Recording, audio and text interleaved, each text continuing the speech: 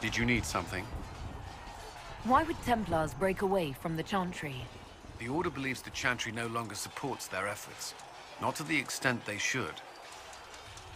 But the Templars have served the Chantry for ages. And in that time, they've come to take the Order's services for granted.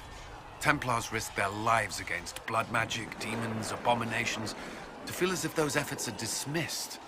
I may disagree with the Order's actions. That I'm here is proof of that. But I sympathize with their frustrations. I'd like to know more about the Templars. If you need insight into what the Order is doing now, I'm afraid I can't offer more than you already know. Anything else, I will answer as best I can. What does Templar training involve? There is weapon and combat training. Even without their abilities, Templars are among the best warriors in Thedas. Initiates must also memorize portions of the Chant of Light, study history, and improve their mental focus. Did you enjoy your training? I wanted to learn everything. If I was giving my life to this, I would be the best Templar I could. You were a model student. I wanted to be. I wasn't always successful. Watching a candle burn down while reciting the Chant of Transfigurations wasn't the most exciting task. I admit, my mind sometimes wandered. Do Templars take vows? I swear to the Maker to watch all the mages. That sort of thing. There's a vigil first. You're meant to be at peace during that time, but your life is about to change. When it's over, you give yourself to a life of service. That's when you're given a filter, your first draft of lyrium and its power. As Templars, we are not to seek wealth or acknowledgement. Our lives belong to the Maker and the path we have chosen. A life of service and sacrifice. Are Templars also expected to give up physical temptations? Physical? Why...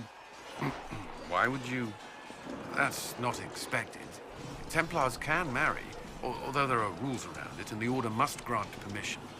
Some may choose to give up more to prove their devotion, but it's not required.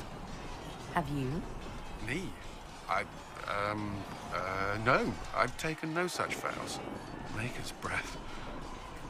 Can we speak of something else? Before coming here, my keeper suggested I avoid Templars. Do they do anything besides hunt mages? Templars protect against the dangers of magic. Before the Order left the Chantry, that meant serving in a circle. They were also tasked with tracking apostates, or fighting demons inevitably summoned by the weak or malicious. What do you think of mages? Are they all a threat? I've seen the suffering magic can inflict. I've treated mages with distrust because of it, at times without cause. That was unworthy of me. I will try not to do so here. Not that I want mages moving through our base completely unchecked. We need safeguards in place to protect people, including mages, from possession at the least. Why did you join the Order? I could think of no better calling than to protect those in need. I used to beg the Templars at our local Chantry to teach me. At first, they merely humored me. I must have shown promise, or at least a willingness to learn. The Knight Captain spoke to my parents on my behalf. They agreed to send me for training. I was 13 when I left home. 13? That's still so young. I wasn't the youngest there. Some children are promised to the Order at infancy.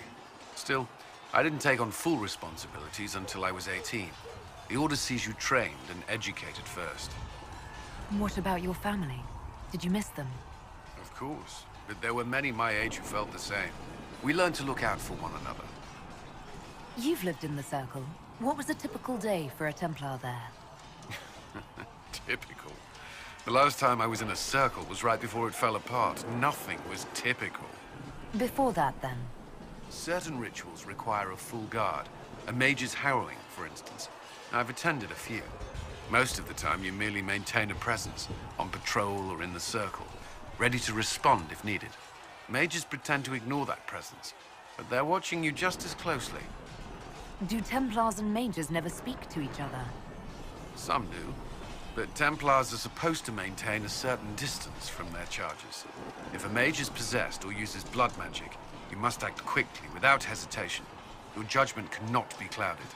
Of course, ignoring one another does nothing to foster understanding. That's all I wanted to know. Thank you. I'm sure you have other matters to attend.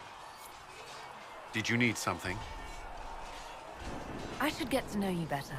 We are working together after all. What would you like to know? All right. Where are you from? I grew up in Ferelden, near Honleath. I was transferred to Kirkwall shortly after the Blight. This is the first I've returned in almost 10 years. Varric's from Kirkwall. Did you two know each other? I knew he was friends with the champion of Kirkwall, but little else. We've spoken more since I joined the Inquisition, largely at Varric's insistence. Apparently, I spend too much time with a serious expression on my face, and it's bad for my health. You haven't seen Ferelden in 10 years. Are you glad to be back? I was not sorry to leave at the time. I did not expect to return. Now, between the Divine's murder and the breach, I've arrived to find nothing but chaos. You were in Ferelden during the Blight. Did you fight Darkspawn? No. I was stationed at Ferelden's Circle Tower. The Circle had troubles of its own. I remained there during the Blight. What happened at the Circle Tower? Few who survived the Blight have fond memories of that time. I would prefer not to speak of it. What was Kirkwall like? While I was there, Canary occupied and then attacked the city. The Viscount's murder caused political unrest. Relations between mages and Templars fell apart. An apostate blew up the Chantry, and the Knight Commander went mad. Other than that, it was fine.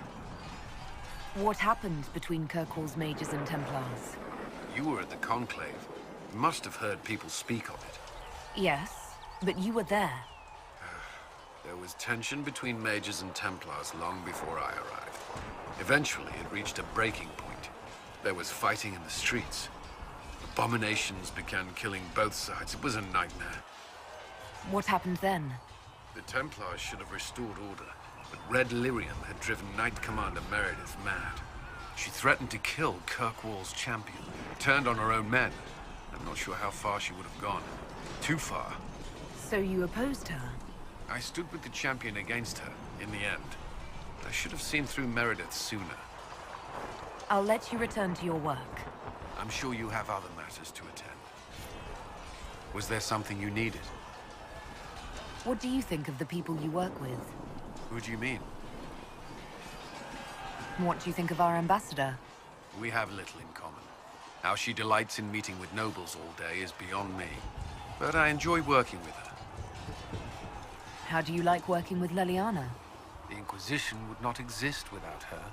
I may not always agree with her methods, but she's more passionate about our cause than anyone. Cassandra may have declared the Inquisition publicly, but Leliana is just as responsible for its formation. Are you satisfied with the Inquisition's forces?